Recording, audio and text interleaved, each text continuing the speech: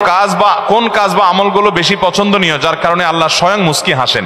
এবং আরেক হাদিসে আছে যার আমল দেখে আল্লাহ রাব্বুল আলামিন হাসেন, আল্লাহ রাব্বুল আলামিন তাকে অবশ্যই জান্নাত দেন এবং জাহান্নাম থেকে মুক্ত ঘোষণা করেন। এরপরে প্রশ্ন, আমি প্রায় অনেক দিন থেকে একটি স্বপ্ন দেখি যে আমি স্বপ্নে নামাজ পড়ছি। আসসালামু আলাইকুম ওয়া রাহমাতুল্লাহি ওয়া বারাকাতুহু। প্রিয় শিক্ষকবৃন্দ, আপনাদের সবাইকে জানাই আন্তরিক শুভেচ্ছা ও স্বাগতম। আমরা সবাই জানি ইসলাম একটি পূর্ণাঙ্গ জীবন ব্যবস্থা। এই দিন আমাদের শিখিয়েছেন কিভাবে চলতে হবে, কিভাবে কথা বলতে হবে, কিভাবে মানুষকে ভালোবাসতে হবে এবং কিভাবে আল্লাহর সন্তুষ্টি অর্জন করতে হবে। আজকের এই আলোচনার মাধ্যমে আমরা চেষ্টা করব কুরআন ও হাদিসের আলো থেকে কিছু শিক্ষা নেওয়ার, আমাদের ভুলগুলো সংশোধন করার, এই সত্যিকারের অর্থ মুসলমান হিসাবে নিজেদের গড়ে তোলা। আমি অনেকবার তওবা করেছি, প্রত্যেকবারই ভঙ্গ হয়েছে, তাহলে কি আমি মুনাফিক হয়ে গেছি? বিভিন্ন এলাকায় অসুখ বিসুখ যাতে কম হয়, বার্ষিক সিন্নি, খোদাই সিন্নি, মহরমের সিন্নি নামে বিভিন্ন সিন্নি করা হয়, এগুলো করা কতটুকু বৈধ? মহিলাদের জন্য তালিম জায়েজ জানি, কিন্তু বর্তমানে মহিলারা যে সন্তান সংসার রেখে 2-3 দিনের জন্য তালিমে চলে যায় দূর দূরান্তে, এটা ইসলামের দৃষ্টিতে কতটুকু বৈধ? না, বিশেষ উদ্দেশ্য ছাড়া ফেসবুক বা মেসেঞ্জারে 3 বার কবুল বলি, তাতে কি আল্লাহর দরবারে বিয়ে কবুল হয়ে যাবে? এতে কি কোনো গুনাহ আছে? পোলাপান বান্দরামি করার জিনিস খুঁজে পাও না? আমি এখান থেকে গ্রামে যাব এবং ওই দিনই আবার চলে আসব, এক্ষেত্রে আমার নামাজ কি কসর করতে হবে? দেখুন, গ্রামে আমরা প্রত্যেকে যার যার বাড়িতে যখন যাব, সেটা আমাদের মূল ঠিকানা, আসল ঠিকানা হলে সেখানে আমি 1 ঘন্টার জন্য যদি যাই, নামাজ আমাকে পুরা পড়তে হবে। নিজের স্থায়ী ঠিকানাতে কখনো কসর হয়? পথে কসর হবে। বাড়িতে যখন চলে গেছেন, আপনার বাড়ি কুমিল্লাতে, আপনার বাড়ি চট্টগ্রামে, আপনার বাড়ি বগুড়াতে বা খুলনাতে বা সিলেটে, আপনার বাড়ি যেখানেই হোক না কেন, যখন সফরের দূরত্ব হবে, নিজের স্থায়ী ঠিকানায় 1 ঘন্টার জন্য যদি যান, সেখানে পুরো নামাজ পড়তে হবে, কসর চলবে। কিন্তু কিছু লোক আছে, গ্রামে বাড়ি আছে ঠিক আছে, কিন্তু তাদের গ্রামের বাড়ি এখন আর স্থায়ী ঠিকানা না। ধরুন আপনি ঢাকা শহরে বাড়ি কিনছেন বা ফ্ল্যাট কিনছেন, পাসপোর্টে, এনআইডিতে, সরকারি সব কাগজে পত্রে ঠিকানাতে আপনি স্থায়ী ঠিকানাও এটা, বর্তমান ঠিকানাও এটা। গ্রামের বাড়ি আছে, কিন্তু ওটা আপনার স্থায়ীও না, বর্তমান ঠিকানাও না, জাস্ট বেড়াইতে যান, ভাই বেড়াদাররা আছে, অন্যরা আছে, তাহলে ওইটাতে আপনি গেস্ট, সেখানে আপনি কসর পড়বেন। এবং এটা আপনার স্থায়ী এবং বর্তমান ঠিকানা হলে, অনেকে আছে বাড়িতে জমি জমা আছে, শুধুমাত্র থাকার ঘর বাড়িও নাই এবং ভাগযোগ হয়ে গেছে, সে শুধু গেস্ট হিসেবে যায়, ভাইদের মেহমান হয়ে যায়, তাহলে সে কসর পড়বে। আর না হলে স্থায়ী ঠিকানায় গেলে 1 ঘন্টার জন্য সে কি করতে হবে? পুরো নামাজ পড়তে হবে, যদি স্থায়ী ঠিকানা হয় তার গ্রাম। এরপরে প্রশ্ন হলো, আমি অনেকবার তওবা করেছি, প্রত্যেকবারই ভঙ্গ হয়েছে, তাহলে কি আমি মুনাফিক হয়ে গেছি? না ভাই, তওবা হওয়ার পর তওবা ভেঙে যাওয়াটা অস্বাভাবিক নয়। আপনারা খুশি হবেন শুনে, আমাদের রব আল্লাহ রাব্বুল আলামিনের একটা গুণবাচক নাম হলো তাওয়াব। কি নাম ভাই? তাওয়াবের মানে জানেন? আল্লাহু আকবার। রিপিটেডলি, বারবার যিনি বান্দার তওবা কবুল করেন। এই জন্য ভাই, একবার গুনাহ হয়ে গেছে, আল্লাহর কাছে তওবা করেছেন, চেষ্টা করছেন যে আর যেন না হয়, কিন্তু আবার শয়তান কাত করে ফেলে দিয়েছে, আবারও তওবা করে ফেলবেন এবং দুর্বল হবেন না। এখানে ইবলিস আপনাকে বলবে, তুই এতবার একই কাজ করে তওবা করছস আল্লাহর কাছে, আবার কোন মুখে তওবা করবি? থাক, বাদ দে। আপনার তওবা থেকে দূরে সরাবে। এটা হলো শয়তানের সবচেয়ে বড় অস্ত্র। কখনো নিরাশ হওয়া যাবে না। তওবা আগের বারের চাইতে পরের বারটা আরো স্ট্রং করবেন, যে ঠিক আছে আগের বারটা তওবা আমি দুর্বল ছিল, এটাকে আরো স্ট্রং করব, চেষ্টা করবো না ইনশাআল্লাহ। তাহলে তওবা বারবার করতে হবে, বারবার করতে হবে। ভেঙে গেলে আরো শক্ত, হার্ডলি তওবা করতে হবে, নিজের প্রতি নিজে শাসন চালাতে হবে, এভাবে ইনশাআল্লাহ সামনে আগাইতে হবে। ভারতবর্ষে একজন কবি বলেছেন, আরে ইয়ে কুস্তি তো হয় অমর ভর কি, কবি ও দাবালে কবি তু দাবালে। ইবলিসের সাথে তোমার লড়াই তো সারা জীবনের। কখনো ইবলিস তোমাকে কাত করে ফেলে দিবে, তোমার দ্বারা গুনাহ করায় ফেলবে, আবার কখনো চোখের পানি ফেলে কেঁদে কেটে আল্লাহর কাছে একান্তে। ভাইরা, কিছু নির্জন সময় কাটানো দরকার। আমাদের কোনো নির্জন সময় নাই।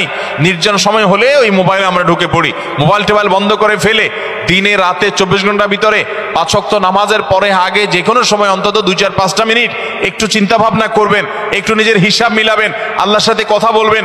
আজকে একটা গুনাহ হয়ে গেছে, আজকে একটা কাস্টমার মহিলা আসছে, তার সৌন্দর্য দেখে তাকে নিয়ে বাজে চিন্তা জল্পনা কল্পনা করেছি, নোংরামি করেছেন, গুনাহ কাজ করেছেন। কোনো কাস্টমার এসেছে, তার সাথে ফাঁকি ঝুঁকি দিয়েছেন, 2 নাম্বারই করেছেন, মিথ্যা কথা বলেছেন, কিনা দর এত আছে বলেছেন, আসলে এত আসে নাই। এই যে মিথ্যা বলেছেন কয়টা টাকার জন্য, এই টাকা দুনিয়াতে থেকে যাবে, মিথ্যাটা আপনার আমলনামা যুক্ত হয়ে আখিরাতে যাবে। এইসব কথা চিন্তা করে আল্লাহর কাছে চোখের পানি ফেলে একান্তে, আল্লাহ করে ফেলেছি আজকে শয়তানের পালায় পড়ে, আল্লাহ খেয়াল ছিল না, আপনি মাফ করে দেন। মালিক, আপনি মাফ না করলে কিয়ামতের ময়দানের শাস্তি হবে ভয়াবহ, দুনিয়াতে আপনি ছেড়ে দেন, আল্লাহ মাফ করে দেন। মাফ চায়া দুনিয়া থেকে ওইটাকে নিষ্পত্তি করেন, একটু চোখের পানি ফেলেন, সেজদায় পড়ে যান, 2 রাকাত সালাতুত তওবা নামাজ পড়ে আল্লাহর কাছে মাফ চান, এর পরের দিন আরো স্ট্রং করেন। এভাবে আপনি লড়াই চালাতে থাকবেন।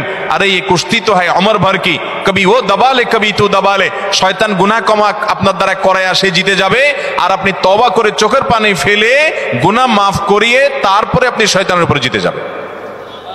তওবা করতে থাকবো তো ইনশাআল্লাহ। তওবা করতে কখনো ক্লান্ত হবেন, তওবা অব্যাহত রাখবেন, অনবরত রাখবেন। দুনিয়াতে কোনো ফেরেশতা মানুষ নাই, সবাই গুনাহ করে। এর মধ্যে সবচেয়ে উত্তম মানুষ হলো গুনাহ করার পর যে নিজের ভুল বুঝতে পারে, নিজেকে শাসন করে সংশোধন করে সে তওবা করে মাপ চায়। মনে রাখবেন, যে ব্যক্তি তওবার শর্ত আদায় করে তওবার শর্ত কি? তওবার শর্ত হলো যে কাজটা করেছি গুনার কাজ, এটার জন্য নিজেকে নিজে শাসন করলাম, কেন আমি এত নিকৃষ্ট কাজ করলাম, আল্লাহ আমার প্রতি কত ইহসান করেছেন, কত অনুগ্রহ করেছেন, আমার জীবনে কত বিপদ এসেছে, আল্লাহ উদ্ধার করেছেন, তাহলে আমি কেন এই গুনার কাজটা করলাম? নিজেকে শাসন করা, ভবিষ্যতে না করার পরিকল্পনা করা, লজ্জিত হয়ে চোখের পানি ফেলে আল্লাহর কাছে মাপ চাওয়া। এই কাজটা যদি আপনি বারবার করেন, আপনি নিশ্চিত থাকতে পারেন আপনার তওবা দিন দিন আস্তে আস্তে স্ট্রং হবে এবং একটা সময় আপনি গুনাহ ছাড়তে পারবেন ইনশাআল্লাহ। এই জন্য তওবা কখনো ছাড়া যাবে, যতবারই তওবা ভাঙুক, তওবা আরো স্ট্রং করে করতে হবে। এরপরে প্রশ্ন হলো, কেউ কালো জাদুগ্রস্ত হয়েছে এমন যদি জানতে পারে তাহলে তার করণীয় কি? এ বিষয়ে আমরা বিভিন্ন জায়গায় প্রশ্ন পাই, ভালো করে শুনে রাখেন। বিশেষ করে আপনারা পুরান ঢাকার কাছাকাছি এলাকার মানুষ, পুরান ঢাকায় সবচেয়ে বেশি, চট্টগ্রামে প্রচুর পরিমাণে আছে। আমাদের দেশে এখন ব্ল্যাক ম্যাজিক, কালো জাদু যেটাকে আমরা বলি, এই কালো জাদু টোনা এগুলো এই পরিমাণ বাড়ছে। আমি সারা দেশে ঘুরে বেড়াই, শত শত হাজার হাজার মানুষের প্রশ্ন আমার কাছে আসে। প্রতি সপ্তাহে এভারেজ আমার কাছে অন্তত 25 থেকে 30 হাজার প্রশ্ন মানুষের আমার কাছে আসে। আলহামদুলিল্লাহ, শুধুমাত্র শুক্রবারের লাইভে আমাদের 15 থেকে 20 হাজার 1 ঘন্টার মধ্যে প্রশ্ন আসে। এই হাজার হাজার প্রশ্ন নিয়ে আমরা কাজ করি। মানুষের অবস্থা আমি জানি প্রশ্নগুলোর মাধ্যমে। এই দেশে প্রতিটা ঘরে ঘরে ব্ল্যাক ম্যাজিকের রোগী আছে। আল্লাহ যাকে বাঁচাইছে তারা ভিন্ন, কিন্তু আমি দায়িত্ব নিয়ে বলতে পারি ম্যাক্সিমাম ফ্যামিলিতে ব্ল্যাক ম্যাজিকের রোগী ভরা, আমরা টেরও পাচ্ছি না। ছোট পোলাপান অস্বাভাবিক চিল্লাচিল্লি, অস্বাভাবিক দুষ্টামি, ওই দুষ্ট জিনের উপদ্রব অথবা ব্ল্যাক ম্যাজিক। অসুস্থ, কোনোভাবে ভালো হচ্ছেন না, বহু ট্রিটমেন্ট করছেন, চেক আপ করেছেন, ডায়াগনোসিস হচ্ছে না। সবসময় নিশ্চিত না, কিন্তু অনেক ক্ষেত্রেই এগুলা ব্ল্যাক ম্যাজিকের রোগী হওয়ার সম্ভাবনা। আপনারা দেখবেন ফেসবুকে ইদানিং এই উৎপাত বেশি বাড়ছে। বিভিন্ন পোস্টের কমেন্টে দেখবেন পোস্টার দিয়া প্রচার করে তান্ত্রিক অমুক কামরূপ কামাখ্যা থেকে প্রশিক্ষণ প্রাপ্ত। দেখছেন নি? এগুলো হলো শয়তানের খালাতো ভাই, সাক্ষাৎ খালাতো ভাই। এবং আপনার বিভিন্ন ঢাকা শহরের পিলারে পিলারে দেখবেন এই তান্ত্রিক অমুক, ভাগ্য বদলায় দেয়, এটা করে সেটা করে, এসব শয়তানি অ্যাডভার্টাইজ দেখছেন না? দেখেন নাই? ব্ল্যাক ম্যাজিক এটাকে এক সময় আমাদের এক শ্রেণীর শিক্ষিত মানুষ বলতো যে এগুলো হুজুরদের আজগুবি কথা, কিসের আবার ব্ল্যাক ম্যাজিক, দেখা যায় না, শোনা যায় না, বুয়া বোগাস কথাবার্তা। ভাইরা আমার, এই যে কদিন আগে বিশ্বকাপ ফুটবল শেষ হয়ে গেল, আমি নিজে অনেকগুলো মিডিয়াতে দেখেছি বিশ্বকাপ ফুটবলে অনেক বড় বড় খেলোয়াড়দেরকে দুর্বল করার জন্য প্রতিপক্ষের খেলোয়াড় বা বাজিকরেরা, বিভিন্ন লোকেরা ব্ল্যাক ম্যাজিক করেছে এবং কোটি কোটি টাকা খরচ করে ব্ল্যাক ম্যাজিক করে তাদেরকে অচল করে দেওয়ার চেষ্টা করে। আরে বিশ্বকাপ অনেক দূরে রাখেন, আমার দেশে আসেন, একটা খেলা আছে, নাম হলো পাতা খেলা। আপনি গুগলে সার্চ দিয়ে যে পাতা খেলা দেখলে আপনি পাবেন। আমি সার্চ দিয়ে অন্তত 2-4-5টা জাতীয় দৈনিকের রিপোর্ট, প্রতিবেদন, এই খেলার আদ্য পান্ত জেনে তারপরে কথা বলছি। আমি আলহামদুলিল্লাহ ওই ফেসবুকে ঠুনকো ঠানকো কোথায় কি পাইছে টাইছে এগুলো নিয়ে আমি কথা বলি না, বক্তব্য দেই না। আমি চেষ্টা করি যেটা বলবো সেটা জেনে শুনে দায়িত্ব নিয়ে তারপরে আমি বলার চেষ্টা করি। এই পাতা খেলার উপরে আমি অনেক পড়াশোনা ঘাটাঘাটি করেছি, অনলাইনে অনেক আর্টিকেল পড়েছি, অনেক প্রতিবেদন পড়েছি। আমাদের দেশে হয়, আপনার উত্তরবঙ্গের দিকে বিশেষ করে হয়, অনেক জেলাতে। এই পাতা খেলাটা অবাক করা এক খেলা, যে এটা পুরাটাই ওই জাদু মন্ত্রের খেলা, এবং এটা আমাদের দেশে অনেক আগে থেকে একসময় হিন্দুদের মধ্যে প্রচলন ছিল। এখন মুসলমানরা এটাই কোনো দোষী কিছু মনে করে না, পড়তেছে রীতিমতো কুফুরি এবং ইমান চলে যাওয়ার মতো বিষয়। এখানে কুফুরি কিছু মন্ত্র আছে, শয়তানি কিছু মন্ত্র আছে। শয়তান আমরা যাকে দেখি না, এটা আরেক আলোচনা, ঘন্টায় ঘন্টা আলোচনা করতে হবে, শয়তান নিয়ে আজকে আলোচনা করব না। এই শয়তানের মন্ত্র, কুফুরি মন্ত্র, এই মন্ত্র পাঠ করার মাধ্যমে এই অলৌকিকত্ব দেখা যায়। কি হয়েছে, একটা লোকের নাম দেয় পাতা, আসলে ওইরকম আদতে কোনো পাতা না, একটা ব্যক্তি। তো ওই ব্যক্তিকে দূর থেকে একজন জাদুকর সে মাটিতে এরকম মন্ত্র পড়ে, ওই যে যারে নাম দিছে পাতা তার সে নিজেও জাদুকর, তার কাজ হলো সে মন্ত্র পড়ে পড়ে নিজেকে এক জায়গায় ধরে রাখবে, আর এর কাজ হলো ওরে মন্ত্র পড়ে পড়ে একটা দাগ দেওয়া আছে, দাগ পর্যন্ত নিয়ে আসবে, টেনে নিয়ে আসবে মন্ত্রের কারণে। অবাক করা বিষয় না? এবং সত্যি আনতে পারে, এই মন্ত্র দিয়ে আনে, তো আনলে এই জাদুকর জিতে যায়, আর যদি টিকে যায় তাহলে সে জিতে যায়। এই পাতা খেলা বাংলাদেশে অনেক এলাকাতে বেশ বহুল প্রচলিত, হাজার হাজার মানুষ উপভোগ করে।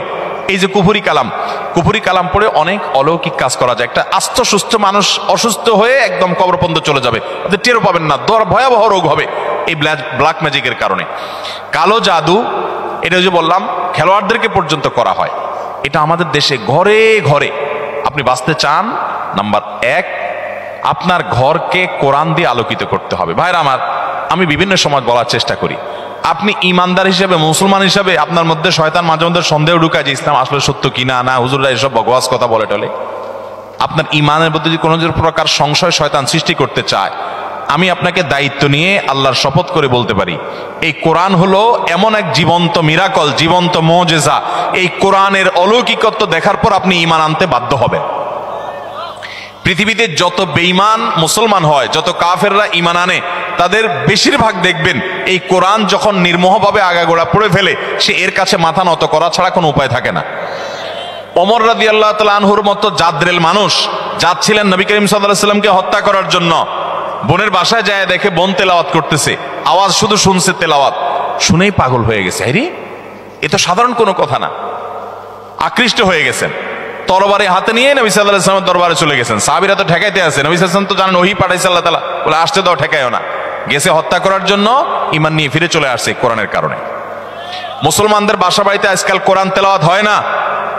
আপনার বাসা বাড়িতে কোরআন তেলাওয়াত চালু করেন, আওয়াজ দিয়ে, উচ্চ স্বরে, মনে মনে না, আওয়াজ দিয়ে কোরআন তেলাওয়াত চালু করেন, কোরআন পড়েন এবং অডিও চালায় রাখেন। ব্ল্যাক ম্যাজিক, দুষ্টজনের উপদ্রব থেকে বাঁচার জন্য এটা মহা ঔষধ। বিশেষ করে একটা সূরা, সূরা বাকারা জোরে জোরে নিজেরা তেলাওয়াত করেন। তেলাওয়াত করতে পারেন না তো অডিও চালায় রাখেন। সূরা বাকারার তেলাওয়াত যত বেশি ভাষায় চালু করে রাখবেন, নবী সাল্লাল্লাহু আলাইহি ওয়াসাল্লাম হাদিসে বলা আছে, দুষ্টজিন এবং শয়তান ভাষায় প্রভাব ফেলতে পারবে না। এক। দ্বিতীয় আমল, তাহলে কোরআন বেশি বেশি পড়বেন, বিশেষ করে সূরা বাকারা। দ্বিতীয় আমল হলো সকাল সন্ধ্যার দোয়া এবং জিকির, এগুলা নিয়মিত পড়বেন, এগুলা রক্ষা কবচের মতো কাজ দেয়। তৃতীয় আমল হলো ঘরের মধ্যে কোনো হারাম জিনিস রাখবেন না, ছবি টবি এটা সেটা রাখবেন না, এবং গুনাহমুক্ত রাখবেন বা ঘরকে। 4 নম্বর আমল হলো যতবার বাসায় ঢুকবেন বিসমিল্লাহ পড়ে ঢুকবেন, বের হওয়ার সময় বিসমিল্লাহ পড়ে বের হবেন। টয়লেটের দরজাগুলো বন্ধ রাখবেন, ঢুকতে বিসমিল্লাহ পড়ে ঢুকবেন, এই দোয়া পড়ে ঢুকবেন, বের হওয়ার সময় দোয়া পড়ে বের হবেন।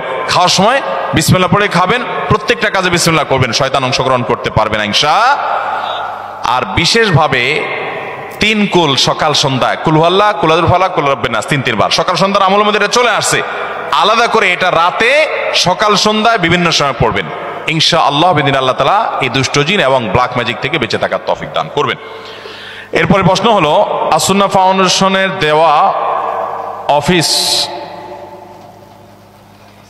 আসিফ হুজুরকে দিয়ে রুকিয়া করা হয়েছে, আপনি কি রুকিয়া করেন? না ভাই, আমি রুকিয়া করি না। তবে আমরা অনেক রাকিকে চিনি ব্যক্তিগতভাবে, কেউ চাইলে বলি ভাই অমুকের কাছে যান, বিভিন্ন রাকিরা আছে, আপনারা অনলাইনে খুঁজতে পারেন। বিভিন্ন এলাকায় অসুখ বিসুখ যাতে কম হয়, বার্ষিক সিন্নি, খোদাই সিন্নি, মহররমের সিন্নি নামে বিভিন্ন সিন্নি করা হয়, এগুলো করা কতটুকু বৈধ? অসুখ বিসুখ হলে আল্লাহর কাছে তওবা ইস্তেগফার করবেন, দোয়া পড়বেন এবং ডাক্তারের কাছে যাবেন। অসুখ বিসুখের জন্য দান সাদাকা করবেন। কিন্তু এই যে আপনার সিন্নি দেওয়া মানে হলো, ধরেন আপনার এই উপলক্ষে মিলাদের আয়োজন করলেন, নবী করিম সাল্লাল্লাহু আলাইহি ওয়াসাল্লাম বা সাহাবা একরাম কেউ এরকম অসুখ বিসুখ হলে, বিপদ আপদ হলে এরকম কোনো কাজ করতেন বলে আমাদের জানা নাই। বিধায় খেয়াল রাখতে হবে যে এগুলা কোনো সুন্নাহ সম্মত আমল না। মহিলাদের জন্য তালিম জায়েজ জানি, কিন্তু বর্তমানে মহিলারা যে সন্তান সংসার রেখে 2-3 দিনের জন্য তালিমে চলে যায় দূর দূরান্তে, এটা ইসলামের দৃষ্টিতে কতটুকু বৈধ? এটা সম্পূর্ণ অবৈধ কাজ। অনেক জেলাতে আছে মহিলারা স্বামীর সংসার রেখে অনেক দূরে চলে যায় আরেক জেলাতে, এবং এইসব তালিমের জন্য মহিলাদেরকে যারা ফুসলায়, সংসার রেখে ছেলে মেয়ে রেখে চলে যায়, তারা বলে আরে আল্লাহর নির্দেশ বড় না স্বামীর নির্দেশ বড়, রাখো তোমার স্বামীর নির্দেশ মানা লাগবে না। তো তো আল্লাহ কি তোমার আরেক জেলা যাওয়ার নির্দেশ করছে? কোথায় কোরআনে বলছে যে অমুক জেলা যাও? এগুলো সব শয়তানের বুঝ। স্বামী অথবা বাবা, বড় ভাই, অভিভাবকের নির্দেশ বাদ দিয়া মাহরাম ছাড়া যদি আরেক জেলা সফর করে, আরে মাহরাম ছাড়া তো হজ করা পর্যন্ত জায়েজ নাই। এক সাহাবী জিহাদে যাবে নবী সাল্লাল্লাহু আলাইহি সাল্লামের সাথে, নবী সাল্লাল্লাহু আলাইহি সাল্লাম যখন শুনছেন ওনার স্ত্রী হজ করতে যাবে, বলছেন যে তোমার জিহাদে যাওয়া লাগবে না, যাও তোমার স্ত্রীর সঙ্গ দাও, কারণ তার সফরে মাহরাম হিসাবে তুমি তার সাথে থাকতে হবে। বিধায় এই তালিমের নামে এক জেলা থেকে আরেক জেলা মাহরাম ছাড়া যদি এরকম যায় তাহলে সেটা জায়েজ হবে না, গুনাহ হবে। এরপরে প্রশ্ন হলো, ভুল করে বা রাগের মাথায় যদি কসম করি, কিন্তু পরে দেখা গেল আমি যেটা কসম করেছি যে আমি এটা কখনোই করব না, কিন্তু সেই কাজটা আমি বাধ্য হয়ে করে ফেললাম, তাহলে এই ক্ষেত্রে আমার করণীয় কি? এই ক্ষেত্রে আপনার করণীয় হলো কাফফারা দিবেন। কসমের কাফফারা হলো হয় 10 জন মিসকিনকে খাদ্য দান করবেন, আর না হলে 3 দিন রোজা রাখবেন, বাস। তাহলে কসমের কি হয়ে যাবে? কাফফারা হয়ে যাবে। আল্লাহর কাছে কোন কাজ বা আমলগুলো বেশি পছন্দনীয় যার কারণে আল্লাহ স্বয়ং মুস্কি হাসেন? আল্লাহ রাব্বুল আলামিনের হাসিটা তার শান অনুযায়ী কেমন সেটা আল্লাহ ভালো জানেন। তবে হাদিসে বিভিন্ন বর্ণনা থেকে আসে যেটি হয়, বিশেষ করে শীতের সময় যখন কনকনে ঠান্ডা শীত উপেক্ষা করে কেউ যখন উঠে নামাজে দাঁড়িয়ে যায়, নবী করিম সাল্লাল্লাহু আলাইহি সাল্লামের হাদিসে লেখা আছে যে আল্লাহ রাব্বুল আলামিন বান্দার এই আমলটা দেখে হেসে দেন। এবং আরেক হাদিসে আছে যার আমল দেখে আল্লাহ রাব্বুল আলামিন হাসেন, আল্লাহ রাব্বুল আলামিন তাকে অবশ্যই জান্নাত দেন এবং জাহান্নাম থেকে মুক্ত ঘোষণা করেন। এজন্য শীতের দিনে ফজর নামাজ, তাহাজ্জুদের নামাজের গুরুত্ব অন্য সময়ের চাইতে অনেক বেশি। আমি একজন যুবক, আমরা অনেক সময় মজার ছলে বা বিয়ের উদ্দেশ্যে না, বিশেষ উদ্দেশ্য ছাড়া ফেসবুক বা মেসেঞ্জারে 3 বার কবুল বলি, তাতে কি আল্লাহর দরবারে বিয়ে কবুল হয়ে যাবে? এতে কি কোনো গুনাহ আছে? পোলাপান বান্দরামি করার জিনিস খুঁজে পাও না? না, অনেক পোলাপান এগুলো করে। এমনকি এই যে নাটক সিনেমাতে অনেক সময় অভিনয়ের অংশ হিসাবে এগুলো করে না অভিনেতারা, এদের মধ্যে কেউ যদি মুসলমান হয়, কারোর যদি আল্লাহর প্রতি বিশ্বাস না থাকে তার কথা ভিন্ন, বেঈমান নিয়ে আমাদের আলাপ নাই। যে মুসলমান, যে আল্লাহর প্রতি ঈমান আছে, তার জানতে হবে নবী করিম সাল্লাল্লাহু আলাইহি সাল্লাম বলেছেন সালাতুন জিদ্দুহুন্না জিদ্দুন ওয়া হাজলুহুন্না জিদ্দুন। 3টা বিষয় সিরিয়াসলি করলে যা হবে, দুষ্টমি, রসিকতা, অভিনয়, মজা করে করলে তা হয়ে যাবে কাহিনী বড় খতরনাক, বড় জটিল। অতএব আপনি দোস্ত দুষ্টামি করে কোনো ক্লাসমেট মেয়েকে বললেন অন্য 2-3 দোস্তের সামনে যে আমি ওরে বিয়ে করলাম, এবং সেও অ্যাডাল্ট, আপনিও অ্যাডাল্ট, 2 জন সাক্ষীও আছে। আর বিশেষ করে নাটকে যেটা হয় যে অভিভাবক অনেক সময় থাকে, যদি সত্যিকারের অভিভাবক থাকে, ওখানে তো সব বকওয়াস অভিভাবক। মেয়েদের তো বিয়ে অনেক আমাদের মতো মেয়েদের বিয়ে অভিভাবক ছাড়া হয় না, কিন্তু হানাফি মাযহাব অনুযায়ী অভিভাবককে জরুরি না, যদি অ্যাডাল্ট হয়ে যাবে তাহলে সেক্ষেত্রে হানাফি মাযহাবের আলোকে এই বিয়ে হয়ে যাবে। 2 জন সাক্ষীর সামনে শুধু বলছেন প্রস্তাব, সে বলছে কবুল, দুষ্টামি করে বলছেন, বাস কাহিনী খতম হয়ে গেছে। কথা বুঝেন নাই? খুব জটিল একটা বিষয়। ঠিক তালাকের বিষয়টাও এরকম। আপনি বলবেন যে হুজুর আমি তো আসলে তালাকের উদ্দেশ্যে বলি না, আমি তো ভয় দেখানোর জন্য বলছিলাম, কাম হয়ে যাবে, এরপর আর এসব বলে লাভ হবে না। অতএব এগুলো সাবধানে করতে হবে। আল্লাহ আমাদেরকে এই সমস্ত বিষয়, হেয়ালিপনা, দুষ্টমি, এগুলো থেকে বেঁচে থাকার তৌফিক দান করুন। সব জায়গায় ফাজলামি না। আমাদের নবী হযরত মুহাম্মদ সাল্লাল্লাহু আলাইহি সাল্লামকে না সৃষ্টি করলে নাকি আল্লাহ তাআলা কোনো কিছু সৃষ্টি করতেন না, এটা কতটুকু সত্য? এরকম একটা হাদিস আছে, কিন্তু সেই হাদিসকে মুহাদ্দিসগণ, হাদিস বিশারদ, বিশ্লেষকগণ এই হাদিসকে জাল হাদিস হিসাবে চিহ্নিত করেছেন। এর সনদ বিশুদ্ধতার সূত্রে বর্ণিত নয়। লাউলা খুলিকতু লামা খুলিকাতিল আফলাক, নবী সাল্লাল্লাহু আলাইহি সাল্লাম যদি সৃষ্টি না হতেন আসমান জমিন সৃষ্টি হতো না। ভাইরা আমার, নবী সাল্লাল্লাহু আলাইহি সাল্লামের মর্যাদা বলার জন্য মিথ্যা হাদিস বলার কোনো দরকার নাই। আল্লাহ তাআলা তার নবী সাল্লাল্লাহু আলাইহি সাল্লামকে, তার হাবিবকে এমনি মর্যাদা দিয়েছেন, তার জন্য ভুয়া হাদিস বানানোর কোনো দরকার।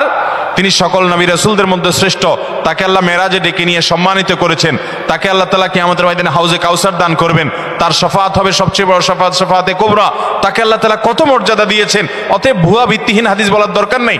বুখারীর হাদিসে আসছে, তিনি বলেছেন লা তুতরুনি কামা আতরাতিন নাসারা ইবনে মারইয়াম, খ্রিস্টানরা ঈসা আলাইহিস সালামের মর্যাদা বেশি বলতে গিয়ে ওনাকে আল্লাহর সন্তান বানায়া ঈমান হারা হয়ে গেছে। তোমরা আমার মর্যাদা বলতে গিয়ে এরকম সীমা লঙ্ঘন করবা না। এরপরে প্রশ্ন হলো, মোষ ধোয়া পানি পান করলে নাকি হারাম হয়, আসলে হাদিসে এমন কিছু আছে কিনা? মোষ ধোয়া পানি খেলে বা মোষ লাগলে কোনো কিছু খেতে গেলে সেটা হারাম বলে হয়। হারাম তো পরের কথা, অনেকে বলে মাকরু, হারামও হবে না মাকরুও হবে না। কারণ মোষ যদি থাকে আর পানি যদি আপনি খেতে যান তো একটু আধটু লাগবেই লাগবে, যত ছোট থাকুক একটু হইলেও লাগবে। এখন যদি বলেন যে না আমি লাগাবো না, তাহলে মোষ বড় রাখতে হবে অনেক, এবং সে মোষ কিছু একটা দিয়ে চিমটি দিয়ে ধরে উঠে ধরে তারপর খাইতে হবে। এছাড়া তো আমি কোনো উপায় দেখি না। কারণ যদি ছোট ছোট মোষ হয়, পানি খাবে না, লাগবে না, তাহলে ঠোঁট ধরে উঠে রাখতে হবে। তাহলে বোঝা গেল এটা ভুয়া, ভিত্তিহীন কথা।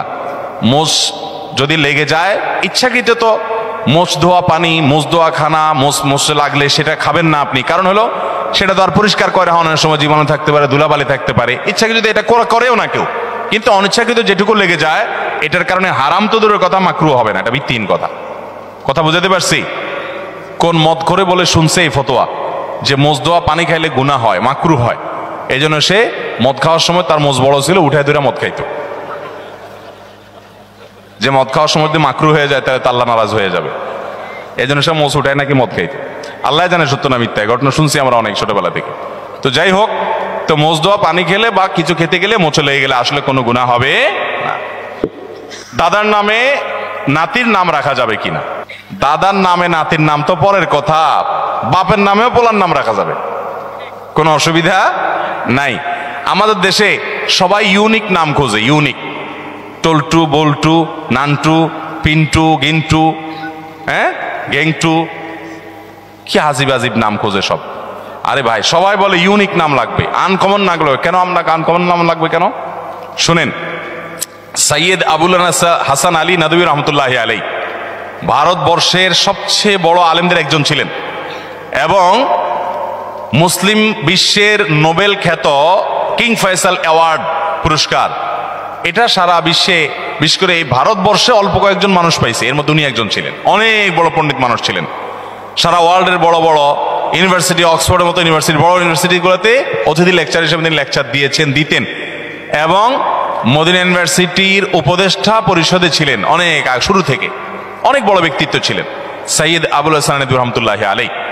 এ আল্লাহর বান্দা, তার পরিবারে কয়েকজন বাচ্চার নাম, কয়েক ভাই, একই ফ্যামিলিতে কয়েকটা ছেলে হয়েছে, সবগুলোর নাম রাখছে মোহাম্মদ। তাহলে একটা মুসিবত না? 4 ভাইয়ের নাম যদি মোহাম্মদ হয়, কোন মোহাম্মদ ডাক দিলে কোন মোহাম্মদ আসবে? এই জন্য পার্থক্য করার জন্য নাম দিছে মোহাম্মদ আউয়াল, মোহাম্মদ সানি, মোহাম্মদ সালেস, মোহাম্মদ রাবে। অর্থাৎ মোহাম্মদ ফার্স্ট, মোহাম্মদ সেকেন্ড, প্রথম মোহাম্মদ, দ্বিতীয় মোহাম্মদ, তৃতীয় মোহাম্মদ। তৃতীয় মোহাম্মদ বললে একজন আসে, চৌথ মোহাম্মদ আসলে আরেকজন আসে।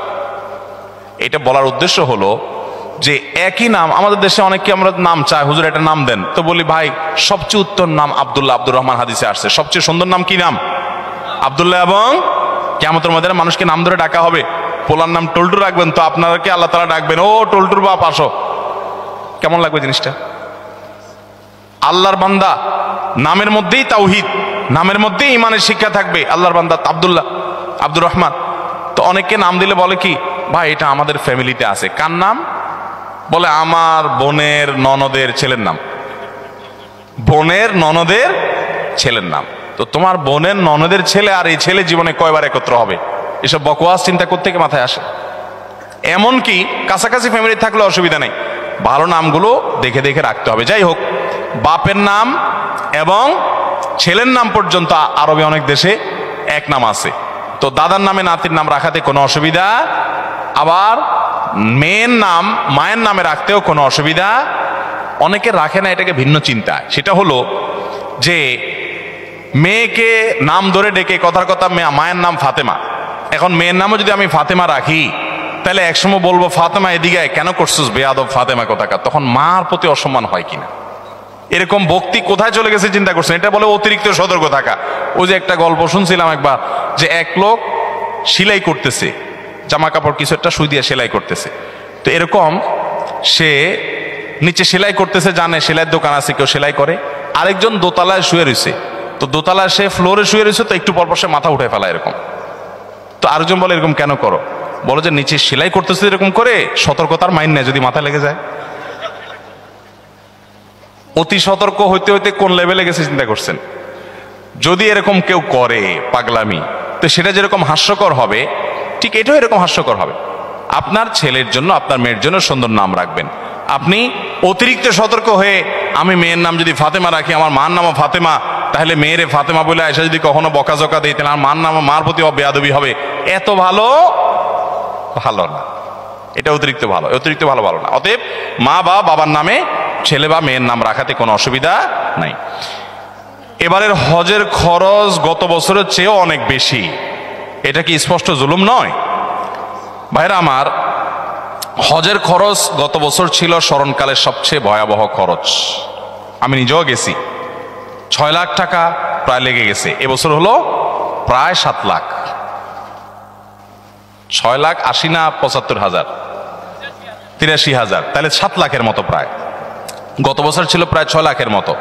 এই যে পার্থক্যটা হয়েছে, এটা মূলত রিয়াল ডলারের দাম বাড়ার কারণেই হয়েছে। কারণ হলো গত বছর হজের সময় রিয়ালের দাম ছিল 24 টাকা, 23 টাকা, এরকম 22, 23, 24 এই রেঞ্জের মধ্যে ছিল। এই বছর রিয়ালের দাম কত এখন? 28, 29, 30 টাকা। তাহলে 5 টাকা করে রিয়ালের প্রতি যদি দাম বাড়ে, সবকিছুই তো সেখানকার খরচ, অতএব বিশাল বড় একটা অংশ এখানে বেড়ে গেছে। এটা একটা বাস্তবতা। তবে সৌদি গভর্নমেন্টের কাছে আমাদের আবেদন থাকবে যে তারা হজের ক্ষেত্রে যেন আরেকটু দয়া এবং মায়া প্রদর্শন করে। কারণ মুআল্লিম ফি যেটা অন্য সময় সামান্য ছিল, সেটা গত বছর মাঝে 2-3 বছর করোনা গেল, গত বছর সেটা ডাবল না জানি ট্রিপল, কয়েক গুণ সেটা বাড়াই দিস। আমি গত বছর হজে যাওয়ার সময় চিন্তা করছি যে যেটা বোধ হয় 2,000-এর নিচে ছিল, ওইটা 5,000, 6,000 টাকা, 6,000 রিয়াল, টাকা না, সৌদি রিয়াল, তার মানে 1 লাখ প্লাস। এটা মুআল্লিম ফি। তো মুআল্লিম ফি যেটা নিচে মক্কা, মিনা, মুজদালিফাতে সার্ভিস দেয়, সেটার ফি, ঠিক আছে, এটা নিতে হবে, খরচের টাকা বুঝলাম। তো আগে যেটা ছিল ধরেন 2,000-এর ঘরে, সেটা হঠাৎ করে 6-7,000-এর ঘরে চলে গেল, 3 গুণে, এত বেশি, এত 1,000 রিয়ালের ঘরে চলে গেল। আমি মনে করছি এবার বোধ হয় হজে নিয়ে জামাই আদরে রাখবে মনে হয়, এত টাকা যেহেতু নিছে, তাহলে বোধ হয় খুব আদর যত্ন করবে। তো আমি দেখলাম না, আদর যত্ন কিছু না, হাজি এমনি কম নিছে, সেজন্য একটু ফ্রি আছে। শুধুমাত্র মিনা, মুজদালিফা, আরাফাতে টয়লেটের নিচে স্ল্যাব বসাইছে, যেটা আগে প্লাস্টিকের ছিল, ব্যাস। আমি আর দৃশ্যমান কোনো পার্থক্য দেখলাম না, বাস। এটার কারণে বা আর যেগুলো আছে সেগুলো উল্লেখযোগ্য এমন আহামরি কিছু না, মানে এটার কারণে অন্তত 3 গুণ টাকা বৃদ্ধি হবে বা 3-4 গুণ হয়ে যাবে, অনেক গুণ বৃদ্ধি হয়ে যাবে, এরকম কোনো বিষয় না। এরপরে আসুন, বিমান ভাড়া সম্ভবত এবছর কত, 2 লাখ বোধ হয়, 2 লাখের মতো ধরছে। কল্পনাই করা যায় না, যারা বিভিন্ন দেশ সফর করেন তারা জানেন। নর্মাল সময়ে এখান থেকে জেদ্দা আসা যাওয়া যেই ভাড়া হয়, হজের সময় তার ডাবল দিতে হয়। এটা যৌক্তিক, ডাবল দিতে হয় যে এটা যৌক্তিক। কারণ যে বিমানগুলো স্পেশালি হাজিদেরকে নেওয়ার জন্য আসে, এগুলো খালি আসে, আবার হাজিদেরকে নিয়ে চলে যায়, আবার নামায় দিয়ে খালি চলে যায়। কারণ হজের সময় যে ধরেন 50,000, এবছর হয়তো আর অনেক বেশি যাবে, ধরেন 1 লাখ হাজি গেল, তো 1 লাখ হাজি হঠাৎ করে যাচ্ছে বাংলাদেশ থেকে, সৌদি প্রবাসীদের আসা যাওয়ার জন্য রুটিন বিমান আছে, সেগুলো যদি 1 লাখ লোক হঠাৎ করে যাচ্ছে, তাদের নিতে পারবে না, আলাদা বিমান দরকার হয়, ডেডিকেটেড বিমান লাগে, আরো অনেক ব্যাপার স্যাপার আছে। তো আলাদা করে হাজি সাহেবদেরকে নিতে হয়, আনতে হয়, সেজন্য ডাবল খরচ নিতে হয়। তো ডাবল খরচ যদি হয়, তো সেটাও 2 লাখ টাকা, 2 লাখ প্লাস বা 2 লাখের কাছাকাছি হওয়ার কথা না। এক্ষেত্রে থার্ড ক্যারিয়ার কে সুযোগ দেওয়া যেতে পারে। সেক্ষেত্রে যদি টেকনিক্যাল সমস্যা হয়, তাহলে বিমান ভাড়া সহনশীল হতে পারে।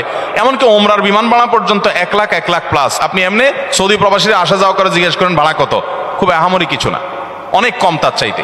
তো এই যে হজের খরচ, সেটা সহনীয় পর্যায়ে করা উচিত। এবং আমাদের সরকারের কাছে আমাদের দাবি থাকবে যে ক্রান্তি, নানা সময় অর্থনৈতিক অনটন থাকে, ঠিক আছে, ভারতের মতো দেশ যেখানে হিন্দু প্রধান দেশ, সেখানেও হজে ওমরাতে যথেষ্ট পরিমাণ সহনশীল রেট থাকে এবং ভর্তুকি দেওয়া হয় অনেক দেশেই।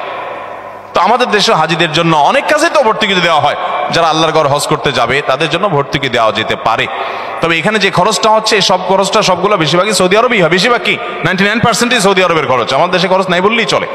বিধায় রিয়ালের দাম বাড়ার কারণে আসলে অনেক বেশি বেড়ে গেছে। এই জন্য ভাইরা বলি, যারা হজ পিছাইছেন, অনেক লোক আছে এই মজলিসে, বহু লোক আছে আমি জানি, যাদের আজ থেকে 7 বছর 8 বছর আগে হজ করার ক্ষমতা ছিল, তখন 3 লাখ, 3.5 লাখ, 4 লাখ টাকা হজ করা যেত, কিন্তু করেন নাই, পিছাইতে এখন 7 লাখে আসছে। এক সময় যদি 14 লাখে যায়, আর তখন যদি বলেন আমার কাছে এত টাকা নাই, আপনি আল্লাহর কাছে দায়মুক্ত হবেন না। কারণ যখন কম ছিল তখন তো আপনার পরে হজ ফরজ ছিল, আপনার টাকা ছিল, আপনি কেন করেন নাই?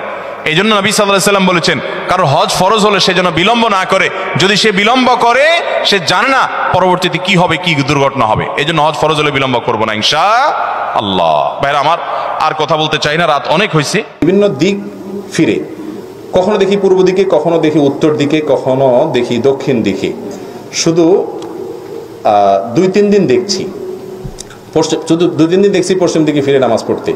কিন্তু আমি স্বপ্নে কখনো পরিপূর্ণ নামাজ পড়তে পারি না, কেননা কোনো সমস্যার কারণে। অর্থাৎ নামাজ পড়তে ঘুম হয়ে যায় আপনার, এই তো। আর এই স্বপ্ন দেখা শুরু হয় আমার পরিপূর্ণ ইসলামে প্রবেশ করার পর থেকে। দয়া করে এই ব্যাপারে কিছু বললে উপকৃত হব।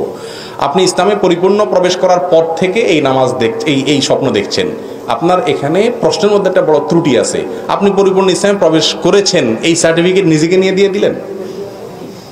পরিপূর্ণ ইসলামে প্রবেশ করা এত সহজ জিনিস? আল্লাহু আকবার। আপনি হয়তো বোঝানোর চেষ্টা করছেন যে আপনি ইসলামকে প্র্যাকটিস করা শুরু করেছেন, আলহামদুলিল্লাহ, আপনি চেষ্টা করেন পরিপূর্ণ ইসলামের জন্য, সেটা বলেন চেষ্টা করি, আরো চেষ্টা করতে হবে। আপনি কিছুটা দেখছেন, বাকিটা দেখছেন না, আপনার কোথাও অপূর্ণতা আছে, চেষ্টা করেন এবং দোয়া করেন। এই যে নিজেকে পূর্ণ মনে করছেন, এটাও একটা অপূর্ণতা। আল্লাহ তাআলা আমাদেরকে পরিপূর্ণ মুসলিম হওয়ার তৌফিক দান করুন।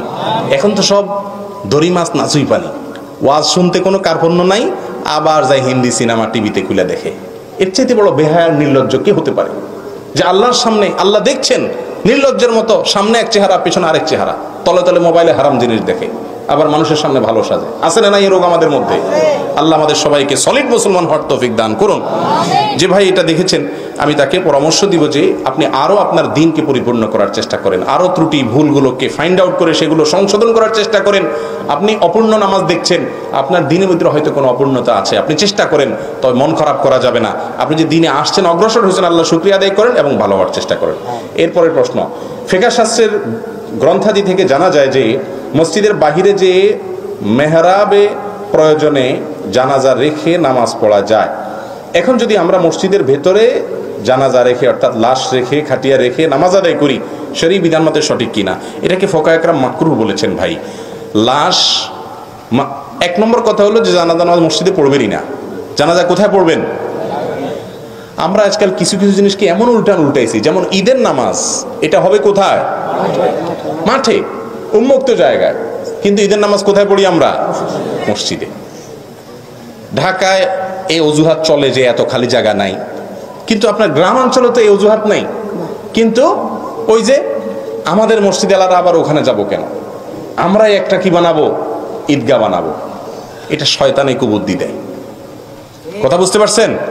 হ্যাঁ, আপনি নামাজ পড়েন, এরকম উন্মুক্ত জায়গা সুন্দর করে নামাজ পড়েন, শামিয়ানা টাঙ্গায়, এটা ঠিক আছে, কিন্তু মসজিদে ঈদের নামাজ পড়বেন না, এটা সুন্নাহর খেলাফ, মাকরুহ। কিন্তু এই মাকরুহ সারা দেশে সবাই করতেছি, সব হুজুরাই বলতেছে, কারণ হুজুর চায় হুজুরের মসজিদে নামাজ হলে হুজুর একটা ঈদের নিমতি করবে। হুজুরেরও কি আছে এখানে? পয়সা কড়ি আছে, লাভ আছে। তো হুজুর এখানে আর মাকরুহ ফতোয়াটা দেয় না, আস্তে চাপায়া যায়। আর হুজুরের দোষ একলা দিমু কেন? কমিটির লোকজন তারা একটা নেতাগিরি করতে পারবে, আরেকজনের ঈদগাহ গেলে তার নেতাগিরি থাকবে না, মুসল্লি হয়ে যেতে হবে। এই জন্য নিজেরা কি করে? ঈদের নামাজ যদি করতে চান ঈদগাহে করবেন, এটা হলো সুন্নাত। জানাজাও কোথায় হবে? বাহিরে হবে। বিশেষ করে লাশ যদি ভিতরে নিয়ে যান, গোসল দেওয়ার পরে সেখান থেকে ময়লা পানি পড়তে পারে, দুর্গন্ধ আসতে পারে, মসজিদের শানের খেলাফ হবে, আরো অনেক কারণ আছে। এসব কারণগুলোর প্রেক্ষিতে সুন্নাত হলো মসজিদের বাহিরে জানাজা পড়া। ফরজ নামাজ শেষ, মসজিদের বাইরে হয়ে এসে খোলা জায়গা থাকলে সেখানে নামাজ পড়েন। আর যদি এরকম কোনো জায়গা না থাকে, যেমন ঢাকা শহরে বেশিরভাগ জায়গাতে এরকম নাই, অনেকে আবার রাস্তা দখল করে ঈদের নামাজ পড়ে, সেটা আরো গুনাহের কথা। ওটা তো গুনাহই হবে, রাস্তা দখল করে নামাজ পড়া জায়েজ নাই। সাধারণ মানুষের পথের চলাচলের বিঘ্ন করে আপনি গায়ের জোরে রাস্তা বন্ধ করে নামাজ পড়লেন, এই ইসলাম আপনাকে আল্লাহ রাসূল শিখান নাই। কথাকে বুঝতে পারছি? মানুষের ক্ষতি করে নামাজ পড়া জায়েজ নাই। রাস্তাঘাট বন্ধ করে, রাস্তার মালিককে, একজন মানুষ যেতে পারে, ইমার্জেন্সি রোগী নিয়ে যেতে পারে, আপনি বন্ধ করে দিলেন রাস্তা নামাজের জন্য, না, এই ইসলাম আমাদেরকে শিখায় নাই। মসজিদে পড়তে হবে, সেক্ষেত্রে ওটার চেয়ে মসজিদে পড়া উত্তম। এখন জানাজার লাশ মসজিদের সামনে রেখে, সৌদি আরব এসে মসজিদগুলো এরকম, আমাদের দেশে অনেক মসজিদ এখন ঢাকা শহরে হয়ে গেছে, ম্যাক্সিমাম মসজিদ এরকম এখন, যে মসজিদের মেহরাবের সাইড দিয়ে আপনার পশ্চিমে কেবলার দিকে আপনার একটা ছোট দরজা থাকে, ওই বাহিরে লাশটা থাকে, দরজাটা খুলে দেয়, ইমাম সাহেব ওখানে দাঁড়ায় নামাজ পড়ে। মুসলিমরা মসজিদের ভিতরে আছে, কিন্তু লাশ কোথায় আছে? বাইরে আছে। এভাবে পড়লে আর মাকরুহ থাকবে না। তারপরে উত্তম হলে এসে বেজাল না করে ডাইরেক্ট কোথায় নামাজ পড়া? মাঠে নামাজ পড়া। 4, মাযহাব সহি কিনা, মাযহাব মানা শিরক কিনা, কোরআন হাদিসের আলোকে জানতে চাই। না ভাই, মাযহাব মানা শিরক হবে কেন? মাযহাব মানা যদি শিরক হয়, তাহলে জান্নাত খালি থাকবে, তাহলে জান্নাত খালি থাকবে। কারণ ইমাম নববী, হাফেজ ইবনে হাজার আসকালানি, অনেক বড় বড় মুহাদ্দিস, ফুকাহা, মুফাসসির, যাদের প্রায় বেশিরভাগই কোনো না কোনো মাযহাবের অনুসারী ছিলেন। এখন মাযহাব মানলে যদি শিরক হয়ে যায়, তাহলে তো আর জান্নাতে কোনো লোকজন পাওয়া যাবে না, জান্নাত খালি থাকবে। কথা বুঝাতে পারছি? তবে ইসলাম আমাদেরকে সব সময় বলে আমরা কোরআন এবং হাদিসের অনুসরণ করব। কার অনুসরণ করব? কোরআন হাদিসের অনুসরণ করব, ওলামা ইকরামের অনুসরণ করব, কিন্তু সেটা আলা বাসিরাতিন, সেটা আলা দালিল। যে কোনো আলেম যা বলবে তার কথা শোনা শুরু করবেন এটা না। যখন পর্যন্ত কোরআন হাদিসের মধ্যে থাকবে, আপনাকে রাহবরি করবে, অবশ্যই ওলামা ইকরামদের কথা শুনবেন। আর কথা শুনেন আর না শুনেন, অশ্রদ্ধা করবেন। এখন একটা ট্রেন্ড চালু হয়ে গেছে হুজুরদেরকে নিয়ে ট্রল করা। নিজে দু চারটা হাদিস কোরআন জানার পরে এবার আলেম ওলামাদেরকে নিয়ে অপমানকর মন্তব্য করা শুরু করে। এ রোগ তৈরি হয়েছে কি হয় নাই সবার মধ্যে? হুজুররা একজন একজনে করে, এবার অনুসারা বলে আমরা বসে থাকুন কেন, আমাদের হুজুর যখন করে আমরাও করি। এবার মুক্তাদিরাও শুরু করে। গোটা সমাজ অশান্ত হয়ে যাচ্ছে কি যাচ্ছে না? আল্লাহ রাব্বুল আলামিন আমাদের মনগুলোকে বড় করার তৌফিক দান করুন। আমি মনে করি উনি ভুল করতেছে একটা মাসালায়। আমার মতে ওনার মাসালাটা কি ভুল। ওনাকে যদি আল্লাহ জান্নাতে দেয় আমার কোনো ক্ষতি আছে? আমি তো আল্লাহকে এটা বলা দরকার, আল্লাহ আমার ভাই আমার মতে ভুল করতেছে, তারপরে তারা জান্নাতে দিয়ে না, আল্লাহ আমাকেও সাথে দিয়ে। এটা না ইমানদারের কথা? কিন্তু এমন একটা ভাব আমাদের যে হে জান্নাতে গেলে আমি ওই জান্নাতেই যাব না, নাউজুবিল্লাহ। এরকম একটা রোগ এসে গেছে আমাদের মধ্যে। আল্লাহ আমাদেরকে সংশোধন করার তৌফিক দান করুন। দাড়ির বিধান কি, ইসলামে দাড়ির পরিমাণ কি এবং দাড়ির শরীয়ী বিধান কি? ইসলামে দাড়ি রাখা ওয়াজিব। দাড়ি রাখা কি ওয়াজিব, এবং এই ব্যাপারে তেমন একটা দ্বিমত নাই। খুব স্বল্প সংখ্যক কিছু ওলামা একরাম এটাকে ওয়াজিব বলেন না, যেমন মিশরের এখানকার ওলামা একরামদের অনেকে এটাকে ওয়াজিব বলেন না, কিন্তু বিশ্বের সংখ্যাগরিষ্ঠ সকল যুগের ওলামা একরামের মত হলো দাড়ি লম্বা করা ওয়াজিব। নবী করিম সাল্লাল্লাহু আলাইহি সাল্লাম বলেছেন আফুল্লুহা, তোমরা দাড়িকে ছেড়ে দাও, আর খুল্লুহা, দাড়িকে লম্বা করো। আরেকটা প্রশ্ন আপনি করেছেন 40 হাত দূরে থেকে তাকালে দেখা যাবে, এই পরিমাণ দাড়ি রাখলেই যথেষ্ট হবে, এই কওলটির গ্রহণযোগ্যতা কতটুকু? কোনো গ্রহণযোগ্যতা নাই। কোরআন হাদিসে কথা এরকম কথা বলে নাই যে 40 হাত দূর থেকে দেখলে আপনার দাড়ি বোঝা যাবে। অনেক মহিলার দাড়ি 2-4টা থাকে, 40 হাত কেন 60 হাত দূর থেকেও বোঝা যাবে। তাহলে কি তার জন্য দাড়ি, এটা দাড়ি বলা হবে নাকি? না ভাই, দাড়ি লম্বা করা ওয়াজিব। আপনি রাখতে না পারেন ভিন্ন কথা, তবে হ্যাঁ কেউ যদি লম্বা করতে না পারে, একটু ছোট রাখে, তো নাই মামার চাইতে আলহামদুলিল্লাহ তিনি কিছুটা তো রাখলেন, তাকে অ্যাপ্রিসিয়েট করা উচিত এবং বোঝানো উচিত যে নবী সাল্লাল্লাহু আলাইহি সাল্লাম দাড়িকে কি করতে বলেছেন? ছেড়ে দিতে বলেছেন, লম্বা করতে বলেছেন। আল্লাহ আমাদেরকে তৌফিক দান করুন। এরপরের প্রশ্ন হলো পালক পুত্র ও কন্যার ব্যাপারে শরীয়তের বিধান জানতে চাই, দয়া করে উত্তর দিবেন। খুবই গুরুত্বপূর্ণ একটা প্রশ্ন। পালক পুত্র এবং পালক মেয়ে রাখা এটা জায়েজ না নাজায়েজ কাজ? সবাই চুপ। জায়েজ কাজ। পালক পুত্র পালক কন্যা রাখা কি জায়েজ কাজ। তবে একটা বিরাট সমস্যা আছে, সেটা হলো আপনি যদি কোনো ছেলেকে ছোটবেলায় এনে লালন পালন করেন, পালক পুত্র বানান, বা কোনো মেয়েকে পালক কন্যা বানান, মরণের আগ পর্যন্ত কখনো বলতে পারবেন না এটা আমার ছেলে, এটা আমার মেয়ে। কথা কি বুঝাতে পারছি? আল্লাহ রাব্বুল আলামিন কোরআনে কারীমে বলেছেন উদউহুম লিআবাইহিম হুয়া আকসাতু ইনদাল্লাহ। একদম পালক পুত্র সম্পর্কে আয়াত নাজিল হয়েছে। রাসূল করিম সাল্লাল্লাহু আলাইহি সাল্লামের একজন পালক পুত্র ছিল, তার নাম ছিল কি? যায়েদ ইবনে হারিসা রাদিয়াল্লাহু তাআলা আনহু। সাহাবীরা বলা শুরু করে দিত যায়েদ ইবনে মুহাম্মদ। সবাই ডাকা শুরু করছে কি? মুহাম্মদ সাল্লাল্লাহু আলাইহি সাল্লামের ছেলে যায়েদ। এই উনি তো বাপ, তো হারিসা বাপের নাম, মুহাম্মদ সাল্লাল্লাহু আলাইহি সাল্লাম তোমার বাপ না, তাহলে পালক বাপ। সঙ্গে সঙ্গে আল্লাহ আয়াত নাযিল করলেন খবরদার, উদউহুম লিআবাইহিম, পালক পুত্রকে যে জন্ম দিয়েছে সেই বাবা যেখানেই থাকুক না কেন তার পিতৃত্বকে স্বীকার করতে হবে, বলতে হবে এটা অমুকের ছেলে, যিনি লালন পালন করেছেন তার ছেলে বলা যাবে। কিন্তু আমাদের দেশে কি হয়, 100% বলতে গেলে যারা একটা ছেলে লালন পালন করেই একটু বাপ ডাকটা শোনার জন্য, ঠিক না? ঠিক। মা একটু মা ডাকটা শোনার জন্য, যে আমারে আল্লাহ ছেলে মেয়ে দেয় নাই, তো একজন গরিবের বা অন্য একজনের বা কোনো খালার একটা সন্তান, অন্য ভাইয়ের একটা সন্তান নিয়ে আসে, কেন? একটু বাপ ডাকলে দিলটা শান্তি হবে, মা ডাকলে দিলটা শান্তি হবে। ভাইরা আমার, আল্লাহ রাব্বুল আলামিন আপনাকে যে সন্তান দেয় না, আপনার কষ্ট হচ্ছে, এর বিনিময়ে যদি জান্নাত দিয়ে দেন, তাহলে আপনার এই প্রজেক্টটা লস প্রজেক্ট না লাভের প্রজেক্ট? আল্লাহু আকবার। এজন্য মা ডাক বাপের নাম শুনতে গিয়ে হারাম কাজ করবেন না। আমরা লালন এই পালক পুত্র আর পালক কন্যারা কি ধান্দায়, কিসে ধান্দায়? ধান্দাটা কি? আমার ছেলে নাই, আমার একজন ওয়ারিশ হইল, পরে নকল ছেলে বানাই দিব, নকল মেয়ে বানাই দিব, এই না ধান্দা? আর ইসলাম বলে অবশ্যই ছেলে মেয়ে লালন পালন করবেন, গরিবের ছেলে মেয়েকে লালন পালন করবেন, কিন্তু উদ্দেশ্য হবে কোনো ধান্দায় না, সওয়াবের উদ্দেশ্যে। যে একজন গরিব মানুষ তার ছেলেটাকে লালন পালন করতে পারতেছে না, ঠিক আছে, ওটার দায়িত্ব আমি নিলাম, ওর পড়ালেখা খাওয়া দাওয়া সব দায়িত্ব আমি নিলাম। একজন ইতিম, তার বাবা মারা গেছে, এতিমের দায়িত্বভার গ্রহণ করে নবী সাল্লাল্লাহু আলাইহি ওয়াসাল্লাম বলেছেন আনা ওয়া কাফুল ইয়াতিমি কাহাতাইন, এই দুই আঙ্গুল যেরকম পাশাপাশি আমি এবং ইতিমের যে দায়িত্ব নেবে সেই দুই আঙ্গুলের মতো থাকবে, ইতিম থাকবে আর কোনো দায়িত্ব নেওয়ার লোক থাকবে না। এটা একটা এলাকার মানুষের জন্য লজ্জার বিষয়। আরবদেরকে দেখেছি, আমি 10টা বছর ছিলাম সৌদি আরবে, সৌদিয়ানদেরকে দেখেছি যে কোনো ইতিম বাচ্চা পালে তারা পাগল হয়ে যেত কে দখল করবে কার আগে, তার দায়িত্ব নেওয়ার জন্য। কারণ জান্নাতে শুধু যাওয়া না, নবীর সঙ্গে জান্নাতে থাকা যাবে। চেষ্টা করবেন তো ইনশাআল্লাহ। অতএব পালক পুত্র পালক কন্যা রাখা জায়েজ আছে, কিন্তু সেটা তাদের বাপ ডাক মা ডাক শোনার জন্য না। মনে রাখবেন, পিতৃত্ব এবং মাতৃত্ব সারা পৃথিবীর সকল সম্পদের বিনিময়ে কেনা যাবে। ওই বাচ্চাকে যিনি জন্ম দিয়েছেন, যিনি গর্ভধারণ করেছেন, আপনি তাকে লালন পালন করতে পারেন, তাই বলে ওর মায়ের জায়গা ওর বাপের জায়গা কখনো আপনি দখল করতে পারবেন না। ওর বাপ বাপ থাকবে, ওর মা মা থাকবে, সেটা কখনো পরিবর্তন হওয়া, মা বাপ কি পরিবর্তনশীল বিষয়? যাবে না। মনে থাকবে তো ইনশাআল্লাহ। আসসালামু আলাইকুম ওয়া রাহমাতুল্লাহি ওয়া বারাকাতুহু।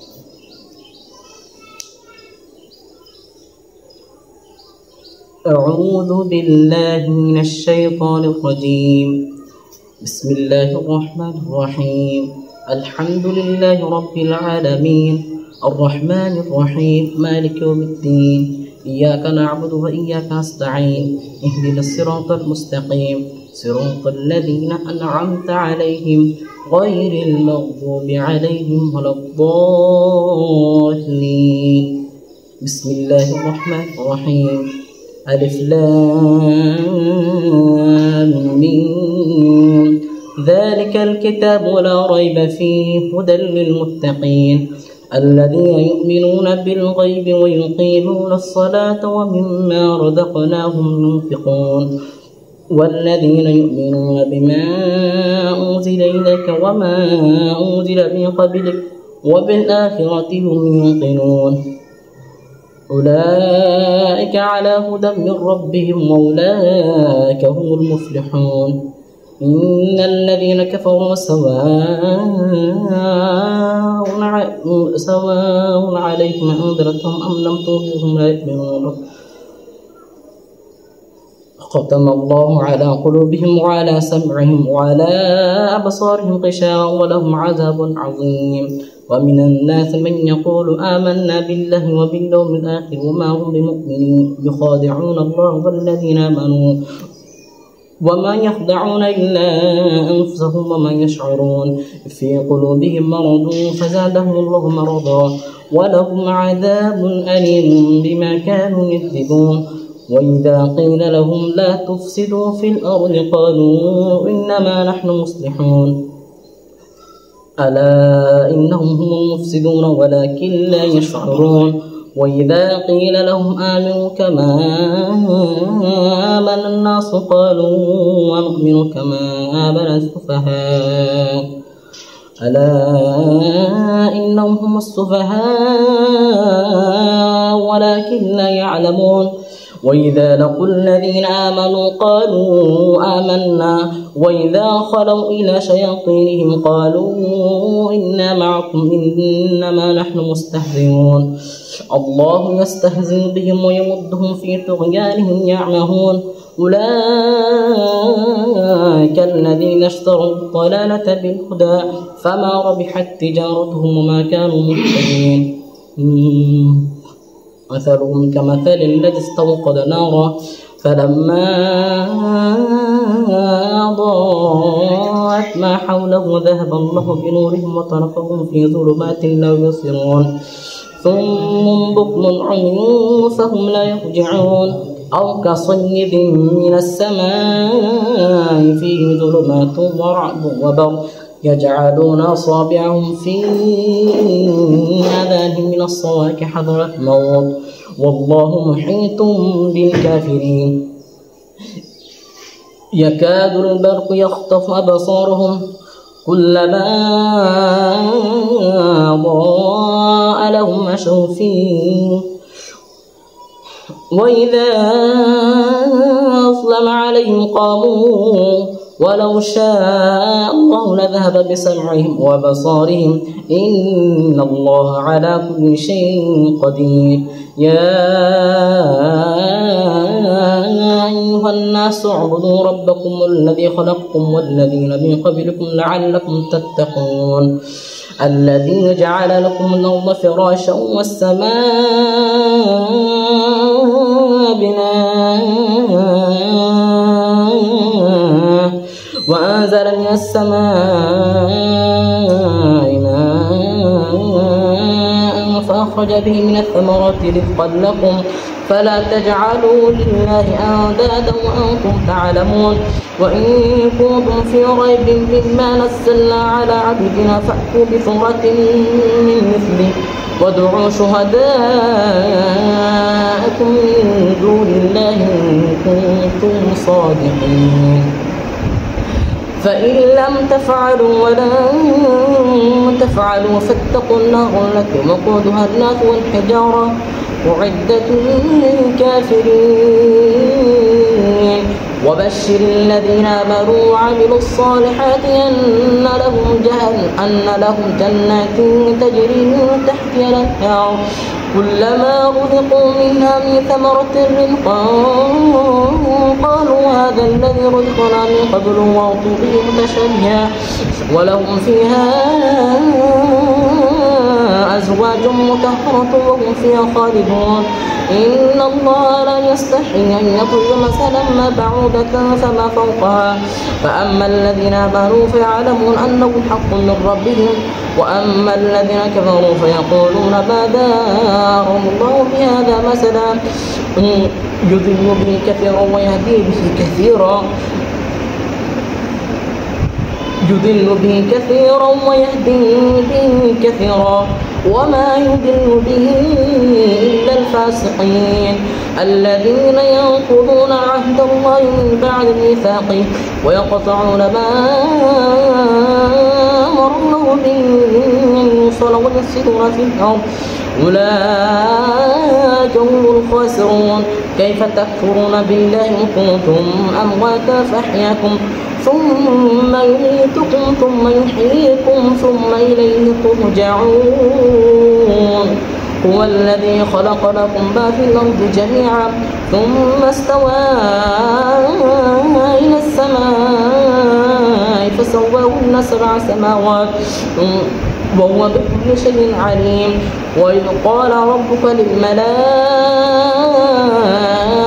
إني جاعل في الأرض خليفة قالوا وتجعل فيها من يفسد فيها ويسفك الدماء ونحن نسبح بحمدك ونقدس لك قال إني أعلم ما لا تعلمون.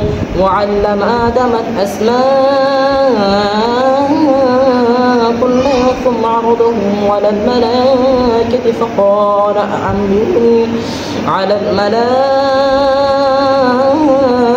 فقال أنبئوني بأسماء هؤلاء إن كنتم صادقين.